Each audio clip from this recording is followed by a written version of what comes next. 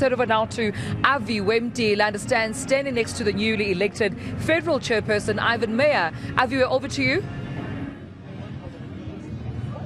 So that's the second in charge, Tumelo, the man who's just right below John Steenhuisen. Federal Chairperson Ivan Meyer joins me now. Chair, thank you for joining us at the eNCA. We heard some of what the chair of the party suggests of the moonshot. Maybe give us more details on what's going to happen within the party going forward. Well, when John F. Kennedy was the president in the United States, he said they will put a man on the moon. And many people were skeptical. And he has put a man on the moon. This is a moonshot election, according to our federal leader, John Steenhuisen. And we will land a man on the moon. But this time the moon is the union buildings. That's the target. Our number one target is to unseat the ANC in the union buildings. And that's why the most important election after 1994 is next year, 2024, because this election, we already see that the ANC is polling below 40%. It is now within the reach of opposition parties to form a new coalition to unseat the ANC. But for that to happen, we need a peaceful declaration of a peaceful transition, because we know the behavior of the ANC. We've seen it in Tshwane, we've seen it in Johannesburg, and I'm calling on the ANC, because liberation parties are not used to a culture of democracy. When they lose power, they revert back to violence. And I call on the African National Congress, wherever they are losing powers in municipalities, and next year, to join us in signing a declaration for a peaceful political transition. This is the second transition in South Africa. The first transition was in 1994. There is a second transition coming. But our people are suffering. Unemployment, people are suffering in South Africa. Inflation, 7%. Unemployment, many of the youth are unemployed.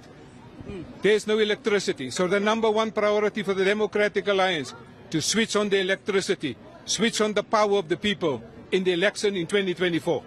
So we heard talks of the pre-election pact, as you are now going to go out to different political parties, meet with them, as of course you're looking at the prospects of a coalition government next year. But we heard suggestions from John Steenhuisen a bit earlier on, saying that at the heart of these coalitions will be the values of the Democratic Alliance as well as the members of the Democratic Alliance. How will this work? Because I'm sure the other political parties, that won't sit too well with them. Well, this Federal Congress gave the new leaders that was elected here a mandate. And that mandate is to go into the election. Immediately after this Congress, we will put before the Federal Executive a proposal as to how we will proceed with the election next year as we develop our election manifesto. But important, central to our any negotiations must be a support for constitutionalism, the Rechtsstaat, the rule of law. Secondly, for us, individual freedom, social market economy, the protection of private property rights. These are foundational to our discussion with all our opposition parties. And I have to admit, many of them are sharing these particular values. But we're not going into any coalition as a senior partner. We are going as equal partners, because we need to unseat the ANC. We need to find each other. That the most urgent thing in South Africa now is to unseat the ANC. And for that, we will have to have cool heads, sit around the table and craft a new vision for South Africa. Because the suffering of people are too much. We have to stop it. And this Congress gave us a mandate to negotiate with opposition parties that share similar values. And many of them do share that values. And we will now go back to the election machine and put together the best election machine to win the election in 2024. It's the moonshot election. It's putting people on the moon through the union buildings. Realistically, though, since 2016, it's been a mess in local government, especially where, of course, there are these coalitions. We've seen, while all of these political heads fight it out, the services on the ground actually not being delivered or minimally delivered. How then do you convince South Africans that this is going to work at the national scale of things, the coalitions themselves? Well, because people have experienced this mess in coalition government, my first response is vote for the Democratic Alliance, give us a full mandate, then you don't have to deal with us.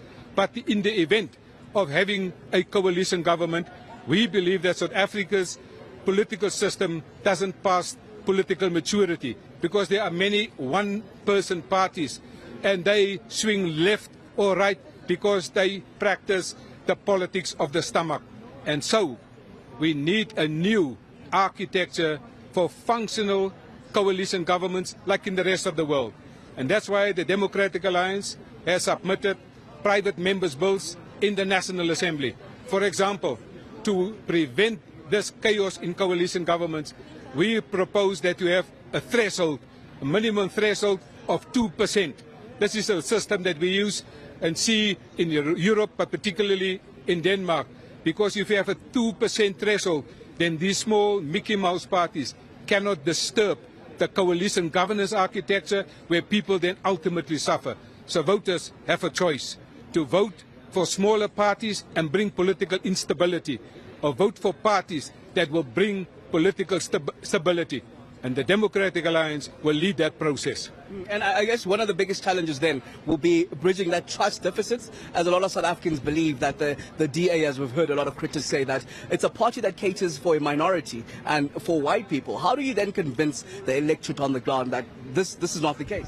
Well, that is definitely not the case. If you examine the facts and the figures, the Democratic Alliance is now in charge of 16 million people living in mainly metropolitan areas. We have seen massive growth in particularly black areas, and I am delighted to see what we have done, for example, in the Eastern Cape. They have taken 20 voting districts from the ANC. I think the DA is beyond this debate. The DA has now proven successfully in the diversity of our leadership. If you look at our provincial leadership, it is diverse, and people have now rejected the race narrative at this Federal Congress. And so we promote diversity, unity in diversity, and I think the road ahead is towards the union buildings. We are marching. Okay, thank you very much. Ivan Meyer, the Federal Chair, recently elected not so long ago here, of course, at the Gallagher estate, where the leadership of the Democratic Alliance, that is to take the party into next year's elections, has just been elected. Of course, they're saying that they are the government in waiting, talking of that moonshot, that is to take away power from the African National Congress, but also diminishing the power of the economic freedom fighters. In fact, Julius Malema was mentioned twice or three times in that speech there given by the re-elected party leader of the Democratic Alliance, and of course suggestions there that they need a pre-electing pact between the various political parties to ensure that the ANC and the EFF do not gain control and do not end up at the union buildings. Yeah, absolutely, Aviwe. You could almost hear John Steenhuisen almost mentioning these various political parties numerous times as if to allude that it's the focus for the 2024 elections.